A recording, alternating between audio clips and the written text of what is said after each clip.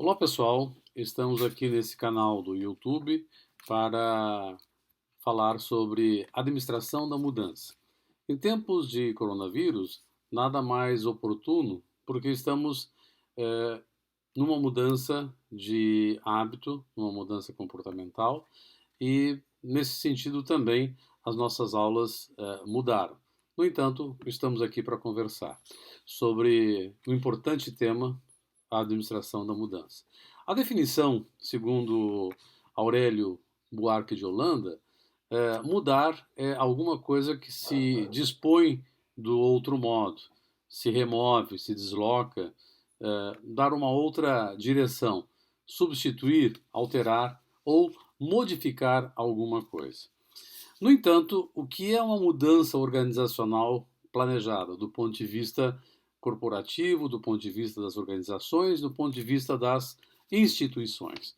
É uma tentativa sistemática de reformular uma organização de modo a ajudá-la a se adaptar às mudanças do ambiente externo, seja esse ambiente econômico, social, político, tecnológico, demográfico ou até nessas questões, principalmente hoje que está nos afetando, que nunca antes na história da humanidade nós tivemos a questão da pandemia.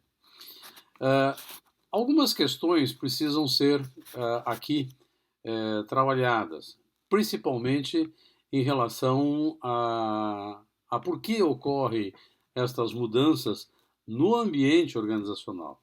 São 4 vetores que nós podemos destacar. A velocidade com que as coisas acontecem, aproximando muito rapidamente o futuro das ações do presente, coisa que não ocorria há 300, 400 anos atrás. Um outro vetor é a questão da redução dos custos, a necessidade imperiosa da produtividade, fazer mais com a mesma capacidade instalada. Outro vetor é a questão da qualidade, a busca incessante pela qualidade da prestação dos serviços, da fabricação dos produtos, para manter o mercado competitivo numa concorrência bastante acirrada. E também, por que não dizer, a questão da inovação. Aqui precisamos destacar a separação entre criação e inovação. A criação, usando o exemplo da criação do telefone pelo Graham Bell, este sim fez uma criação de um equipamento que foi capaz de nos aproximar de forma distante através da locução, através da fala.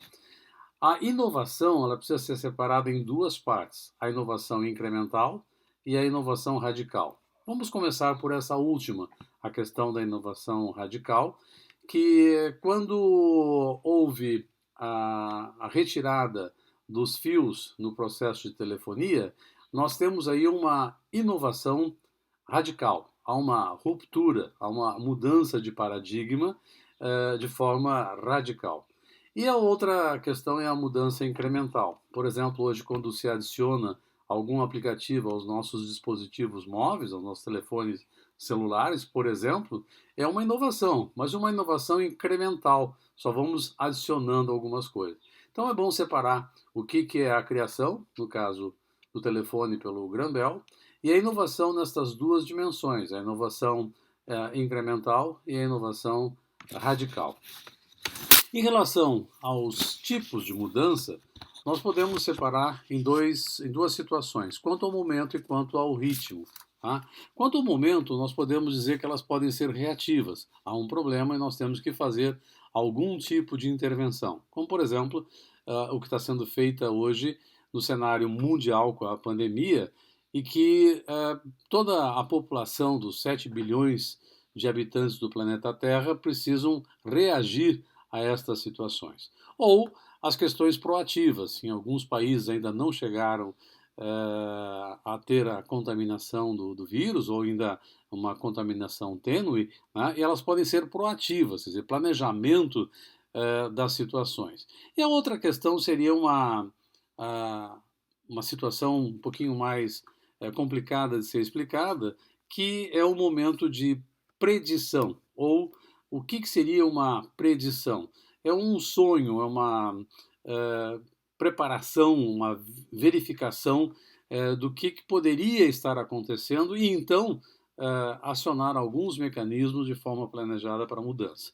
E quanto ao ritmo, nós podemos dizer que ela pode ser graduais ou radicais, a semelhança do que foi comentado sobre a inovação incremental, que no caso é um ritmo gradual, que vai se incrementando, ou a questão das inovações radicais, que há uma ruptura de paradigma.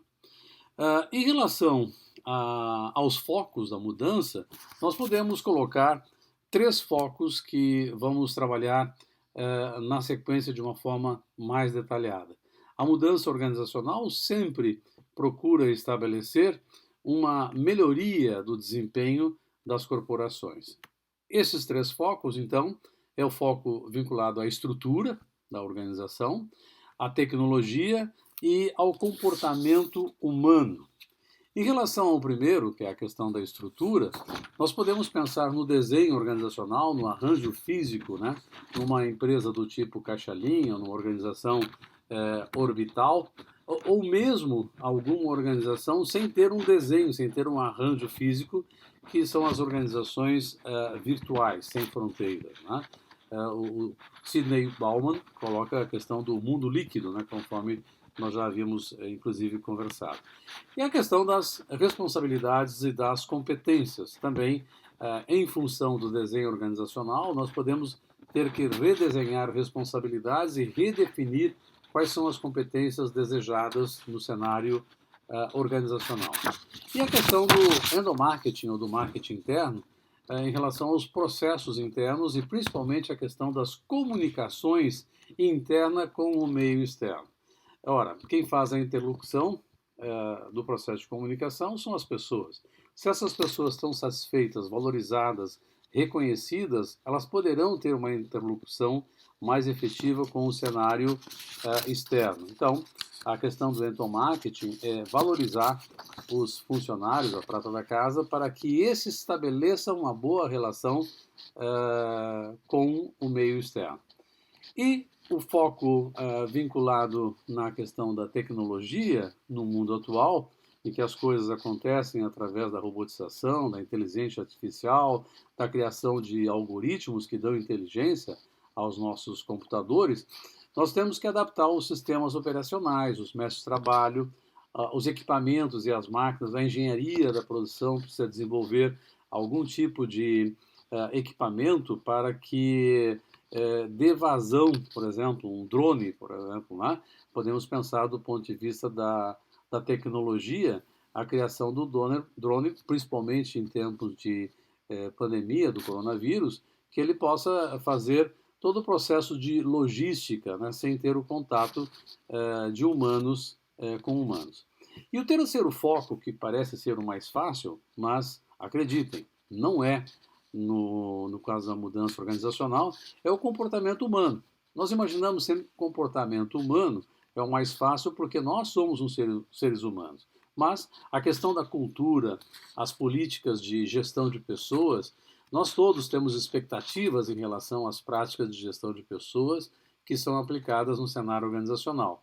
Não é à toa que nós temos aquela pesquisa das 150 melhores empresas para se trabalhar, que é o quê? É o grau de atendimento às expectativas dos trabalhadores. E aí é que entra o problema, a questão do relacionamento interpessoal. É bastante complicado o trabalho em equipe, processo de comunicação, processo de liderança, processo de negociação, enfim, nós todos temos interesses particulares, pessoais. Esse processo de relacionamento interpessoal é um foco de mudança organizacional, podendo haver muitas transformações.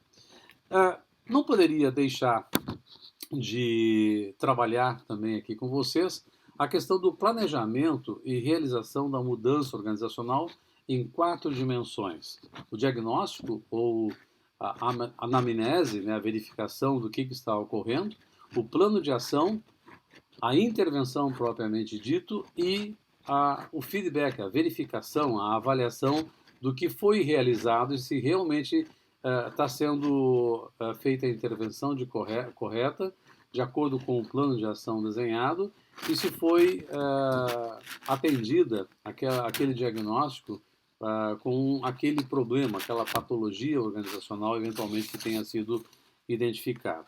Então, muito importante focar essas 4 etapas do diagnóstico, o plano de ação, a intervenção e a avaliação e o controle como ações de feedback ou de retroalimentação.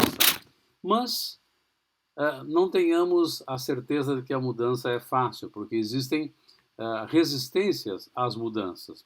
Entre elas, nós temos algumas ameaças, seja ela interna ou externa, de perder o emprego pelo avanço da tecnologia ou de ter que fazer novas buscas de conhecimentos e adaptações. A questão da predisposição natural à mudança, nós não gostamos da mudança, e a questão do processo de comunicação, a comunicação assertiva. Isso gera uma certa insegurança e são pontos falhos que nós, seres humanos, temos e isso se reveste em resistência ao processo de mudança. Então, são 7 estágios que a gente pode colocar em relação à reação à mudança. O primeiro é o entorpecimento, ou seja, sempre foi feito assim, por que nós vamos mudar? A questão da negação e incredibilidade, ou seja, não acredito que essa mudança vá dar certo. A insegurança e a emoção, né? Nós somos seres emotivos por natureza.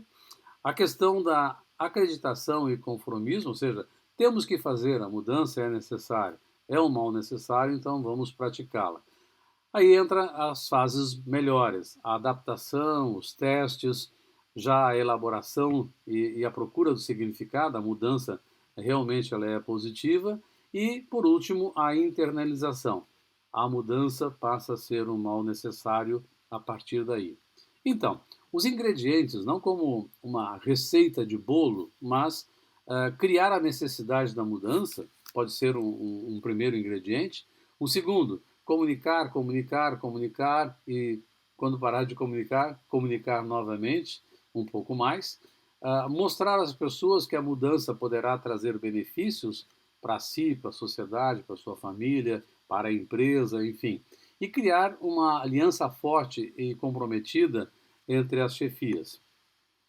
Perceba que a mudança, ela, se não houver uma negociação ampla, geral e restrita, em que todos participem, ela não vai acontecer. Assim como, se a mudança começar de baixo para cima, é rebelião. A mudança normalmente começa a partir de cima para baixo, com a adesão dos técnicos que têm o poder e depois com o repasse ao chão de fábrica ou à operação na base para que as coisas aconteçam. Então, ao falar sobre a questão da mudança, pode parecer fácil essas questões dessa forma colocada, mas diria para vocês, uma fusão, uma cisão, uma incorporação, né, de empresas, sempre é um processo que pode trazer algum tipo de dor de cabeça no cenário organizacional. Após analisar o que acabamos de falar, procurem debater com os seus colegas, procurem refletir sobre essas questões e, por que não, escrever a partir de uma questão provocativa que nós vamos colocar para você. E tenham um bom trabalho e uma boa semana de estudos. Um abraço a todos. Professor Jorge Elias, professor da Administração de Gestão de Mudanças da Pontifícia Universidade Católica do Rio Grande do Sul, no dia 24 de março do ano de 2020, o ano que nós, na humanidade, não haveremos de esquecer as questões das mudanças que estão ocorrendo em toda a sociedade. Um bom trabalho a todos e cuidem-se.